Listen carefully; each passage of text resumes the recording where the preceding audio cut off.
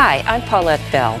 I'm a freelance educator, and I am also a commercial embroiderer. I have my own embroidery shop. Today we're going to be doing some kind of fun things that I don't normally do commercially, but we are doing dog coats and dog costumes. These are some of the ones that I've created that you can actually use and create on the 10-needle embroidery machine. And I'll explain a little bit later about the 10-needle embroidery machine.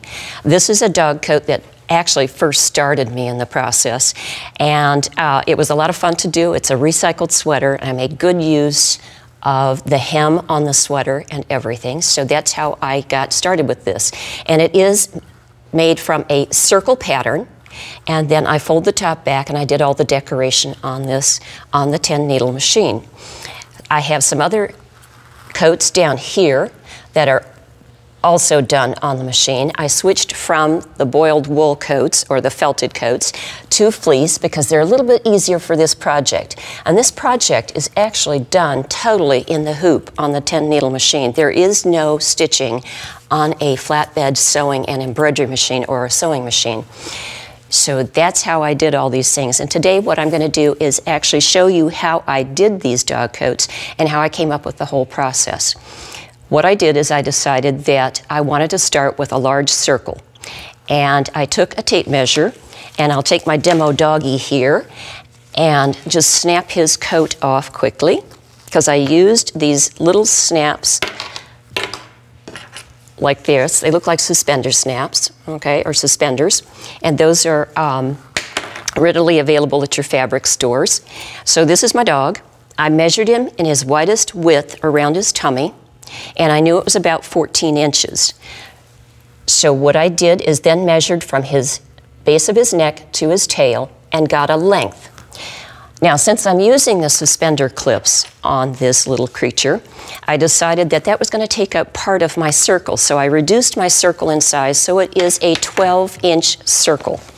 And I did a template out of that, and then I used that for cutting out my fleece. So that's what this looks like, okay? Let me just take those pins out of there so you can actually see this. And that's what the circle looks like.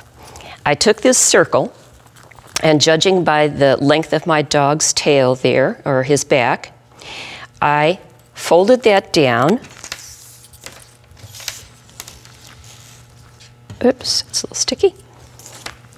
And this is going to measure approximately 7 inches there. So I have a fold at the top, okay? So that's what it looks like. So it's a 7-inch fold there. So I know this will fit the dog, and it is 12 inches around. So just for safety reasons for myself, I pinned the edges down just like this so it would stay out of the way, okay?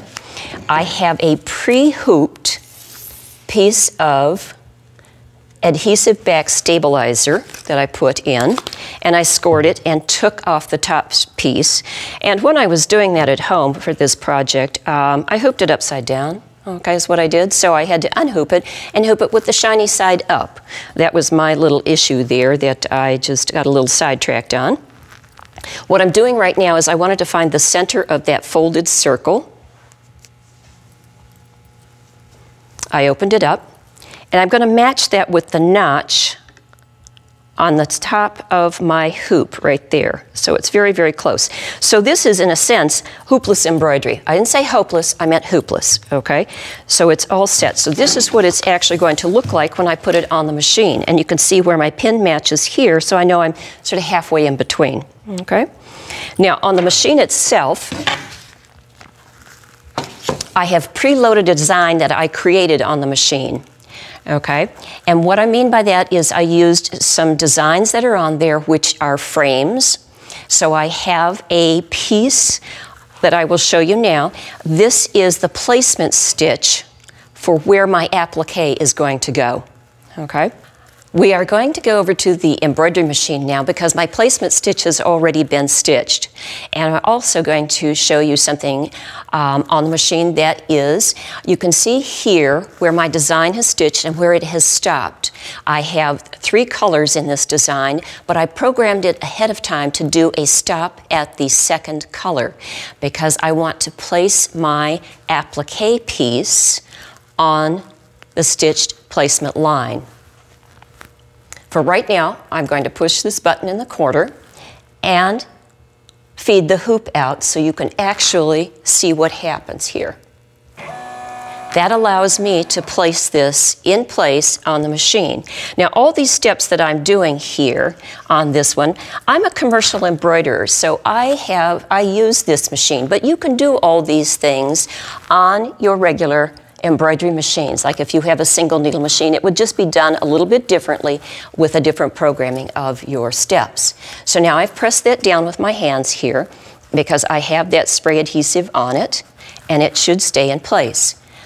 I'm going to feed this hoop back, and there it is. It goes right back in place, and I can pick up where I left off. So I just hit the lock button and the start button. Now, while this is stitching, I can explain a couple of other things about it. The placement stitch that I programmed in on this is I pulled it in a little bit closer to the edge, so it will tack it down evenly all the way around, but it doesn't exceed the stitch line that I previously programmed in there, okay? And it's actually just going to be very, very quick. This is a fast stitching design because it is an applique and it doesn't take a lot of effort. So it will move right on right now to the next stitch, which is a frame shape that is rather decorative, okay? And it's just going to do a pickup stitch there and then start out. And there we go. So it's just going to do that all stitching right there. And I did switch colors on this so you could actually see that it's a gray. So it switched the needle case and went to needle number 9, and I'm stitching it in gray there. Okay. And it is kind of fun sometimes just to stand and watch it stitch. I do that quite frequently and sort of talk to myself while it's doing this. But like I said, you can do all these things on a regular sewing and embroidery machine as well. I'll put that right down here. And this is what my end product is going to look like that I just did there. And of course, the outer stitch on this one is in darker blue. Okay, so it sort of matches there. But I switched this one to gray so you could actually see it. Now, one of the other things that I can do is speed up this machine, so it will actually stitch faster, okay? And we're almost finished with this.